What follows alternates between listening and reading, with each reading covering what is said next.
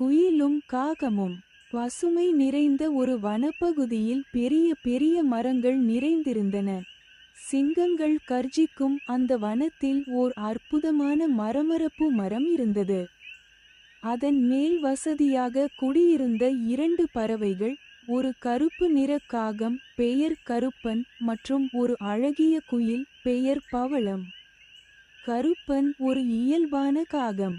ஒவ்வொரு நாளும் காலையில் எழுந்தவுடன் கா கா என கூவுவான்.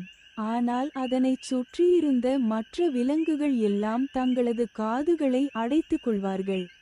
யாருக்கும் அவன் குரல் பிடிக்கவில்லை.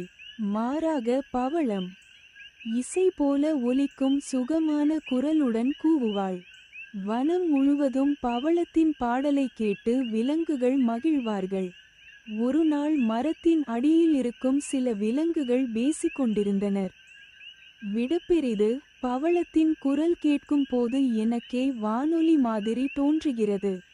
ஆமாம், அந்த கருப்பன் கூவுவதை மட்டும் யாராவது நிறுத்தச் சொல்லுங்கோ. கருப்பன் அந்த பேச்சை கேட்டு மிகவும் வேதனையடைந்தான். அவன் நெஞ்சில் காயம் ஏற்பட்டது. பவளம் அவனிடம் வந்து சொன்னாள், கருப்பா, கவலைப்படாதே. ஒவ்வொருவருக்கும் தனிச்சிறப்புகள் இருக்கின்றன. எல்லோரும் ஒன்றாகவே இருக்க முடியாது. ஆனால் கருப்பனுக்கு ஏற்க முடியவில்லை. என் குரல் மட்டும் இப்படியா?